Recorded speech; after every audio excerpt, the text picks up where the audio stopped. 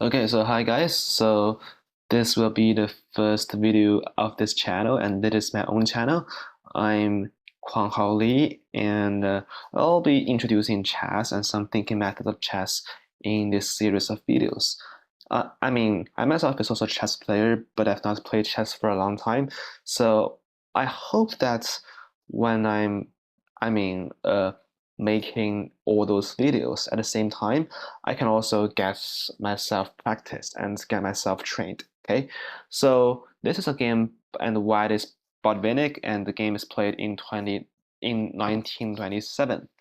So a long word short, let's start the game.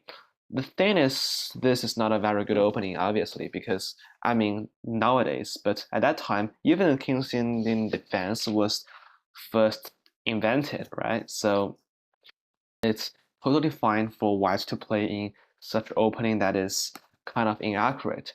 So the thing why this opening is inaccurate is uh, I hope that you will be able to see that in the normal, Fian cattle system against the King's Indian, you don't want your pawn to be on e4 so early.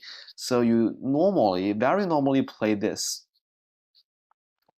And here, the thing is your pawn has not been here on e4. So as black, I kind of forgot the opening variations, so forgive me because I've not played chess for so long. I think there's a line that is like here, e4, e5, and h3 somewhat. I believe. So probably, oh yeah, h3 now. So you don't want your pawn to be on e4 here, because the pawn on e4 is more like a problem rather than an advantage. So even when there is, I think, some line combined with this, then when you're playing pawn a5, then there's this kind of stuff. So your pawn is not on e4, so you castle quickly, you castle earlier, and the pawn on e4 somewhat forms some kind of problems here. And you don't actually need your pawn to be on e4, because here, if you push pawn e4 here, the pawn, after the knights skip away, there will be the three forces attacking the pawn on e4, and the pawn cannot prevent itself from, being lost. So pawn e4 and playing the fiat cattle is definitely not a good idea. So with a modern point of view, pawn c5 is definitely the best move to trying to switch the position into kind of like a Benoni defense. So the point is, okay, so if there is pawn d5 here, right? I then play pawn e6 immediately, because if take, the thing is the pawn on d6 is kind of safe. The pawn on d6 is safe, and since the pawn on d6 is safe, I can very easily play knight c6, because I can't play for this because there's take here, right? So knight c6, bishop f4, and knight a5. So this is the point why you should play c5 immediately. And so knight b d7 is not good, because if we see the move pawn c5 and I choose not to take, there is a move knight c6 here. Or so even if take, in this situation, you don't want your knights to be on d7, right? You don't want your knights to be on d7 because you have less spaces. So you want to trade more piece with your opponents, right? When you have less spaces, you are trying to trade pieces with your opponent. So you want the knight to go from b8 to c6 in one move. And this can also cooperate with the bishop on g7. However, with the move, so in this situation, probably the move can be either knight c2. I think knight c2 is a strong move here, but I'm not sure because there's, so anyway, because the idea is to go for knight e3 and knight d5, trying to go for fianchetto. To go for strong knights on d5. So anyway, even if you push d5 here, right? So first, the idea is to transposition into the position we talked about previously. Is to transposition into the position we talked about previously. And here probably I'll just take, or yeah, anyway. So if you push d5, then it's still equal because I have the idea of knight e5, and I'm attacking the pawn on c4 with a tempo. And when you're choosing to protect the pawn on c4, I'm going for the move bishop g4. So there's no good way for white to prevent the pawn on the square on f3 from being occupied. So if like castle, then just check here. So if pawn h3, then bishop f3. And the thing is, if you're gonna play for this, another knight is gonna help its Kholodkevich from being taken. So probably there's things like knight b1 there, but at least we very obviously know that this position black is no worse. It's not worse anymore, right? It's not worse anymore. And I think if there's this kind of tactic here. So the thing is, the knight should go to c6 to increase the pressure on d4, and he should not go to d7. Even if he's trying to go to d7, as you may see in the game, the knight is going back to c6, is rolling back to c6 for no reason. Because the knights just don't belong here. So it will go to c6, but go back to c6. But now it is down a few tempos, right? It's down a few tempos. So whites do have the tempo to push the move knight d5 here. And in this case, you definitely can't go for, you definitely can't go for knight d5 here because you've not even castled yet, and your bishop is not on g2, on b2. So since your bishop is not on b2, this is a free piece. Just a free piece here because the bishop is still here. So you are giving white too many tempos to play the move knight d5. So, however, the engine suggests the game to continue with knight c2. I've not checked the engine, but I believe with the modern point of view, knight c2 is the good idea here because you're trying to occupy the square on d5 with a knight, and a point is here black cannot push for the move pawn e6, because if the move pawn e6 is pushed, the pawn on d6 is about to be so weak. So the point is, in this position, you are trying to keep a knight on d5 instead of a pawn on d5. So here you're keeping a pawn on d5, right? So anyway, even if there's a pawn on d5, this position is still benefits white, because the pawn on d5 is restricting the pawn on e6 from pushing forward.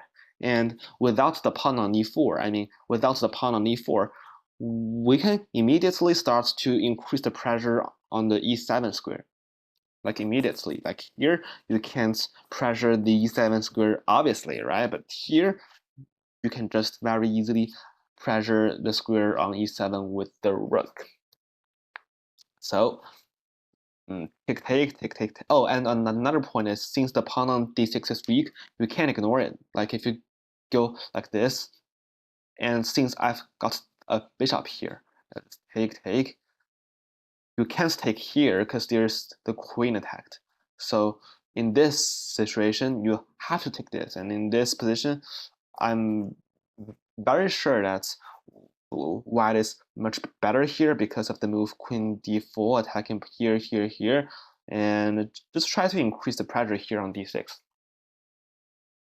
And yeah, I think like just this, even this can be fine. Anyway, so in the game, and pawn b5 is trying to push. So I don't see any move better for black than pushing the move pawn b5, because very obviously the square on a7 is a problem here. So probably if you choose not to open up the b file and just go for the move pawn a5, I think can be an idea, because probably this idea is better than what's occurred in the game, but I'm not 100% sure. Probably a strong move can be pawn a4, or like, yeah, because uh, there is a lot of problems here, including the square on b6. So probably I'm just gonna, after take, check, go for pawn a4, and I'm gonna increase the pressure as usual in the game. But so probably this goes for similar position as in the game, except, I mean, the queen side is closed. So I think this benefits white more actually, because you can, I mean, when a queen side is closed, you'll often have more ideas of attacking on the king side.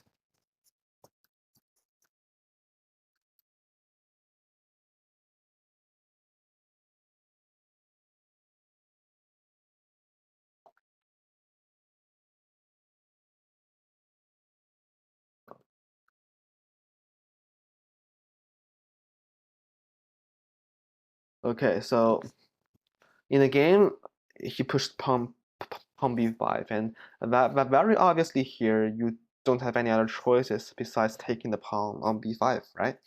Because you definitely can allow him to take on you, because first you want your queen to stay on d4, a powerful square, pressuring the pawn on a7, and there's no good ways for black to attack the queen on d4. So you, if he takes, you don't want to take here, because the rook can then attack the queen here, right? So, and you don't want to take back by the pawn, because the pawn on c4 is about to be a problem. Like after take, the pawn on c4 is about to be a problem here. So probably the only way for you to play, I mean, there's no choice for white. The only choice is to take here and take. After take, the point is white has a pawn majority on the queen side.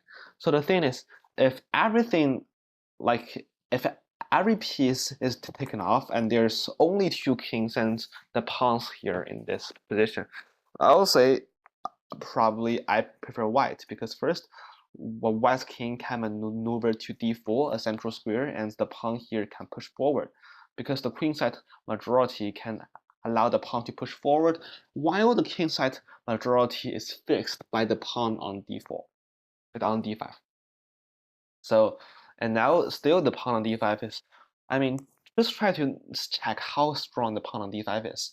It is also restricting the square on e7. So the e7 pawn can't go to e6. And I mean, so the pawn on e7 is a fixed problem, 永久弱点, a permanent problem. So white's plan here is kind of easy. Just trying to that double the rook up on the e file, attacking the square on e7, and right. So here, black's best, I mean, is still equal. So just try to keep in mind that this position is definitely equal, because one weakness is far from enough to win the game, because there is enough method for black to protect the pawn on e7. However, black in the game chose a very strange move, queen d7. So queen d7, I mean, I can't understand why he played the move queen d7, because queen d7 is one of the worst way, and I just can't understand it. And because, let's just see. So normally, a kind of interesting way to protect the pawn on e7 is rook b8 and rook b7. So the rook on b7 definitely can protect the pawn on e7, right? And the bishop probably don't belong to b5, I would say, because there's always some like pawn a5 push. So probably the bishop wants to go from this diagonal to this diagonal. And the queen on d7 stops all this kind of maneuver idea to get the bishop here back to this maneuver. I mean, to this diagonal. And if you see pawn a5 is played, so pawn a5 is the best move. I mean, so when the pawn on B is like pawn a2 and pawn b3, the pawn on b3 is kind of like a hook. So you are trying to push pawn a4 to make use of the hook.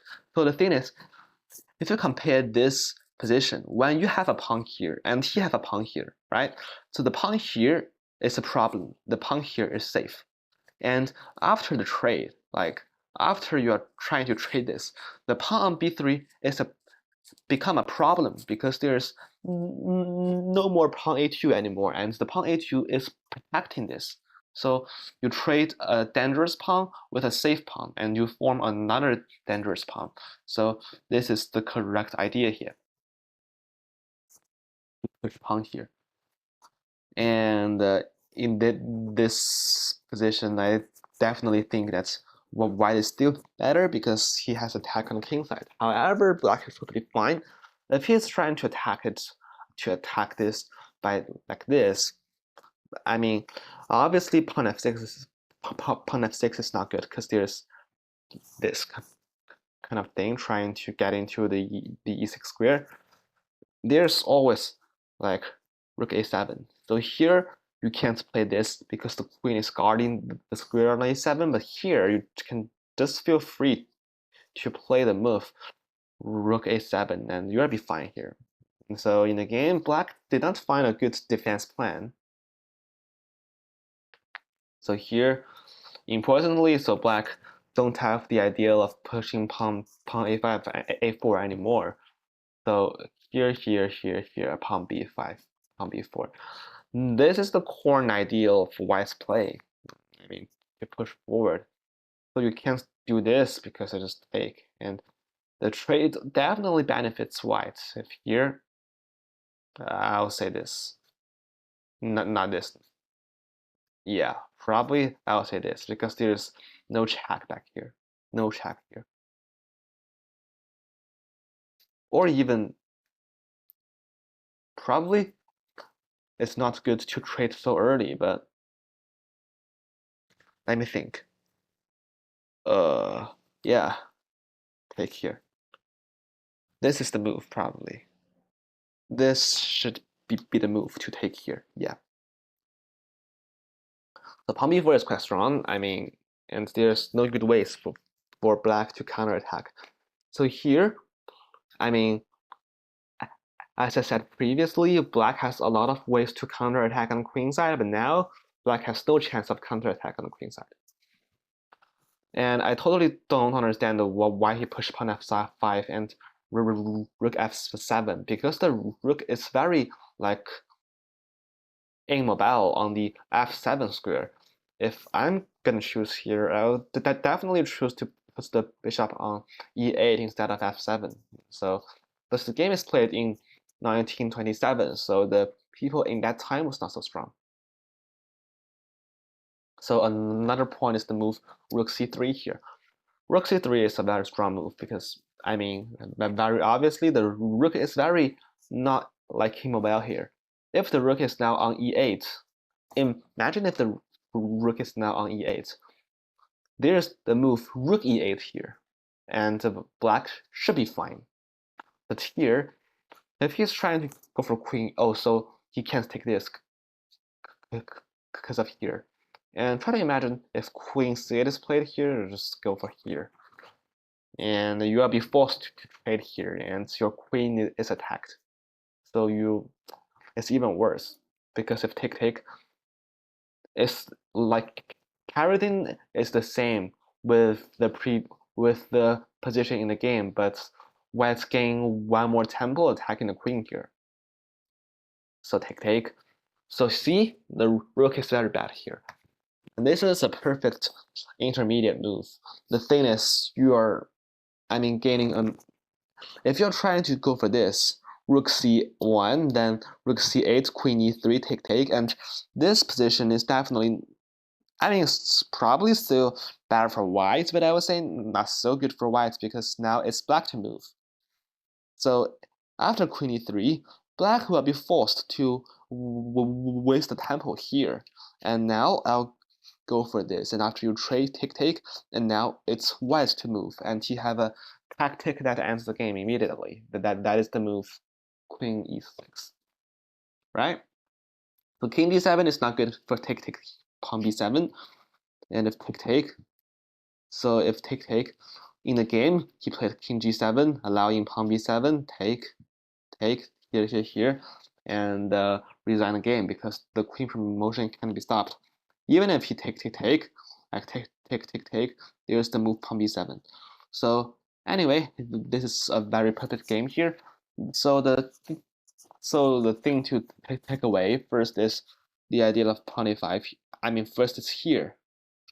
I mean, why should you play pawn c5 immediately? And oh, and also, by the way, I think here if pawn d5, the engines suggest the move pawn, I mean, knight d4, which I don't understand.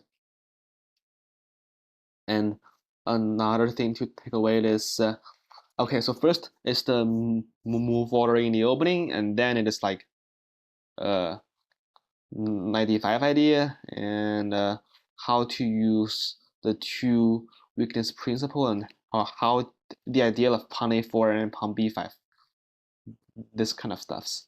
Okay, so much for this video. Thank you for coming today.